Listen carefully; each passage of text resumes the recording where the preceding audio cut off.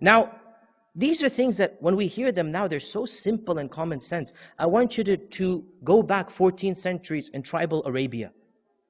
Ask yourself, were any one of these 5 goals in existence? The Prophet ﷺ came, and he didn't just come with a radical theological shift. He came with a complete different legal system, a complete philosophy of rights that was non-existent before his coming.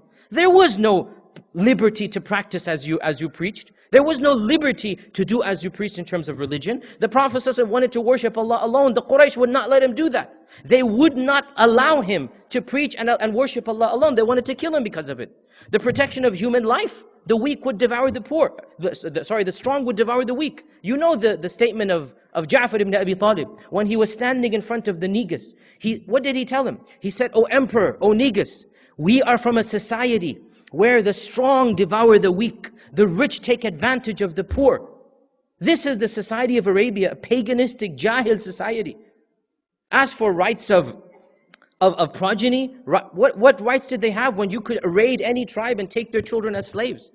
When you could kill and rape as you please, and there was no law as long as you belonged to a certain tribe. If you were a Qurashi, you could literally get away with murder of a non-Qurashi. You were elite. You were the crème de la crème, the highest of society. If you raped, pillaged, robbed, plundered, there is no law above you. You are Qurashi. You are the law. You're the nobleman. If you go to Hawazin, you go to Thaqif, you go to these low-class tribes, who's going to prevent you from, who's going to take the law into their own hand? The life of a Qurashi is more sacred than that of any other human being. And when the Prophet ﷺ gave the farewell pilgrimage, what did he do? He abolished all of those conceptions of Jahili law. There is no superiority, forget Qurashi over non-Qurashi, of an Arab over a non-Arab. This is a radical paradigm shift, a radical restatement of human values. Similarly, the Prophet ﷺ said, your property, your lives, your honor is sacred. Each one of you, what you own, your life, your blood, it is sacred. No human being is allowed to touch that. This is in the farewell pilgrimage, is it not? You all know the farewell pilgrimage, the khutbah that he gave. These goals are enshrined in that farewell pilgrimage. And the Prophet ﷺ came with a complete restructure of how Jahili society was. These are the 5 primary maqasid. And if you think about it, really these 5 maqasid can be summarized into 3. Number 1, the protection of religion. Number 2, human life, and intellect and sanity and progeny come under human life. Because to be a human, fully human, you must have a mind to think, and you should have a family as well. And number 3, the protection of property and wealth. These are really the 3 primary goals. The 5 can be summarized into these 3. As for the other 2 categories of maqasid, the supporting needs and the embellishments, really we don't want to get into those. They're basically of a lower level than the 5 primary ones. And the supporting needs basically are the needs that make life bearable and easy.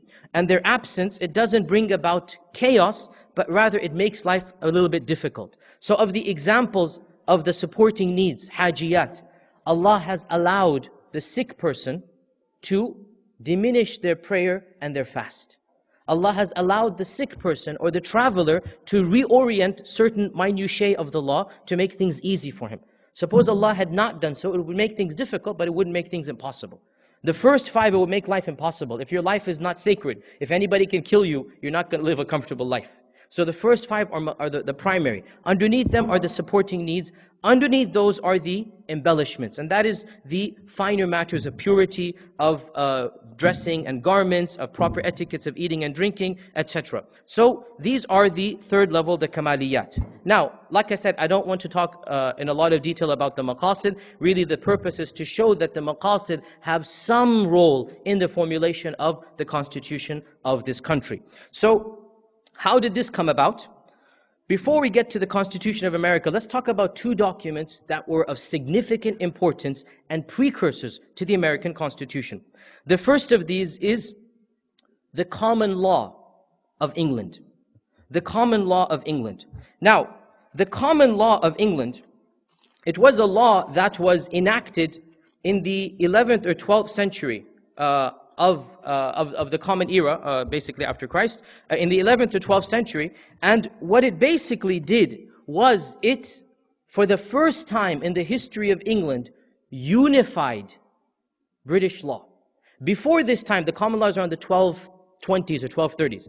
Before this time, there was no universal law in England. Before this time, local judges were simply somebody they respected, not trained in any academy. A judge is not trained, he's simply a respected townsman. And he will judge according to his heart, according to what he thinks is right. There's no standard law that all of the country will be unified over. So this is called the common law of England. It is argued by one of the leading legal jurists of our times, John Makdisi. John Makdisi wrote a groundbreaking article around 8 years ago. This article is entitled, "The Islamic Origins of the Common Law." This is the title of the article. And this was published in a very famous law magazine. And he showed that many features of British common law were taken directly from Islamic law. Directly. Of them, believe it or not, the right of trial by a jury of peers. Now, this is not mainstream Islamic law, but this is law in certain sections of the Maliki madhab. Some of the sections of the Maliki madhab, some of the scholars allowed and requested that any type of judge should judge over a group of peers as well, who will listen to basically both sides of the argument. Now think about it. The concept of having peers judge you is not something that will come to mind just automatically. The very fact that this thing existed in Maliki law, and there is a direct link as we're going to come to, this is a very interesting fact. Other things as well which we don't want to get into, but certain economic practices, very specific economic practices are prohibited that were prohibited in Maliki law as well. And in fact, even the medium of transmission has been recorded. And that is, there was a certain Thomas Browne of England who went to Sicily and he studied Islamic law in Sicily. Now Sicily had been one of those freed Islamic states. Freed meaning it had been a Muslim state, then the Christians came and they freed it. So it was our land and then it became Christian land. But the laws of Sicily, amazingly, were very much Islamic. When the king of Sicily basically came to power, the laws were so perfect, he basically continued to apply them. So this Thomas Browne of England went to study in Sicily, and then he returned and he became the exchequer of King Henry III. And he was the main one who began formulating the common law. So the concept of having a Shariah was introduced to Thomas Browne. And when he returned to England, he said, why are we judging every city and every province differently? We should have a common law. That's why it's called the common law, right? We should have a common law, a Sharia, if you like, that the entire country is bound by. And so for the first time in the history of England, a common constitution, a common legal framework was enacted, and this is a very direct, if you like, link between Islamic law and this common law. The second major document, and I refer you back to this article, we don't have time to go into all of it, but you can look this up. It's called The Islamic Origins of the Common Law by John Makdisi. The second major document that we'll talk about is the document that all of you are aware of, the Magna Carta. The Magna Carta. What is the Magna Carta for those of you who might possibly not be aware of it? The Magna Carta is one of the most significant documents in Western legal history. And for the first time in Western civilization, the people forced the king to listen and obey to a law that was higher than the king. This is the Magna Carta. That's the gist of the Magna Carta. Initially, for thousands of years, the king was the law. Nobody has the right to dictate anything to the king. What the Magna Carta did was said, no, the king must obey a law higher than his own. And this is what is basically the Magna Carta. Now, once again, there are links between the concept of Magna Carta and Islamic law. And quite a number of authors, including the famous political theorist Rose Wilder Lane, who died in 1968. She wrote a book, and not just a book, but actually a number of articles as well, and other legal theorists as well, that she basically showed a direct connection between the returning crusaders who witnessed Islamic law in practice, who interacted with the Muslims, who knew that Salah ad-Din al-Ayyubi was not a king of the Muslims, but rather he was a Muslim amongst other Muslims, who saw for the first time a leader that was subject to a law higher than the leader himself.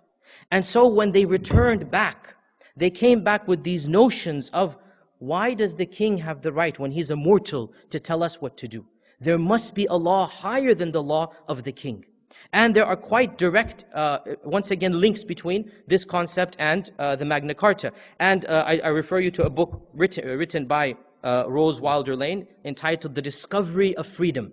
The Discovery of Freedom, where she very explicitly claims, and she proves in her own way, that the notion of rights within the Magna Carta, the notion of noblemen, of gentry, of leaders, was taken directly from the Muslims. And she also points out that when the Spanish Christians were freed from Muslim, if you like, rule, and the Catholics reconquered Spanish Catholic Spain, the Catholics who had been under Islamic law refused to come under the Christian law until the Christian king agreed to some type of Shariah that bound him. Now again, this is unprecedented, where a group of people tell the king, sorry, you can't do with us as you please.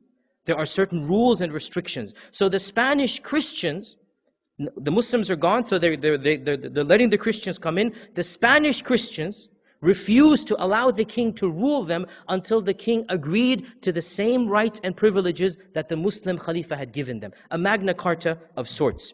Now, these are two very important documents that lay the foundation for the Declaration of Independence, the English Common Law and the Magna Carta. And the both of them are occurring roughly at the time when Christians are first interacting with Muslims, when Christians are coming back from the Crusades, when Christians are going to Andalusia and returning back to Andalusia, and they're seeing for the first time what Islamic law is. How many minutes I have left?